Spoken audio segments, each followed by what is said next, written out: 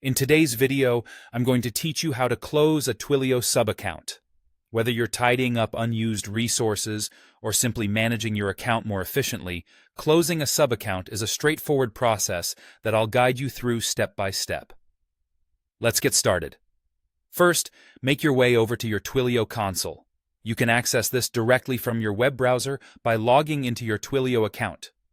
Once you're logged in, take a moment to familiarize yourself with the layout. It's beneficial to know where everything is, especially if you manage multiple accounts or services. Now, let's turn our attention to the left sidebar, which houses various navigation options for your account. Navigate your way through this section by going to the Admin section first. Here, you'll find the Account Management option. Clicking on that will reveal yet another option titled Subaccounts. Go ahead and click on Subaccounts, and you're well on your way to viewing the specific area of your account where we'll be focusing today. You should now see a list of all the subaccounts that are associated with your main account, neatly laid out for you. Scroll through the list and locate the subaccount that you want to close. It's often helpful to double-check that you are selecting the correct subaccount, especially if you have multiple ones under your main account. Once you're sure, click on the name of the subaccount you're planning to close. By clicking on the subaccount's name, you'll be automatically redirected or logged into that specific subaccount. Now, you're inside the subaccount itself, ready to proceed with closing it. From here, we're going to revisit our trusty Admin option in the left sidebar.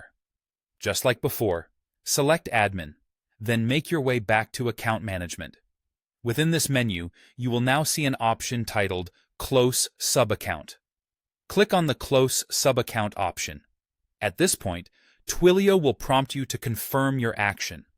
This step is crucial because once confirmed, closing a subaccount is a permanent action that shuts it down completely.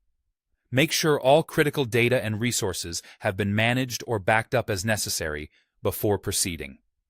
If you're ready to go ahead, confirm the prompt, and the subaccount closure process will be completed. And just like that, you have successfully closed your Twilio subaccount.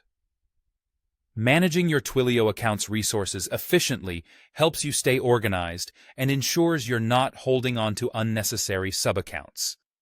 I hope you found this guide useful, and feel free to revisit this video if you need a refresher. Thanks for watching, and see you in the next tutorial.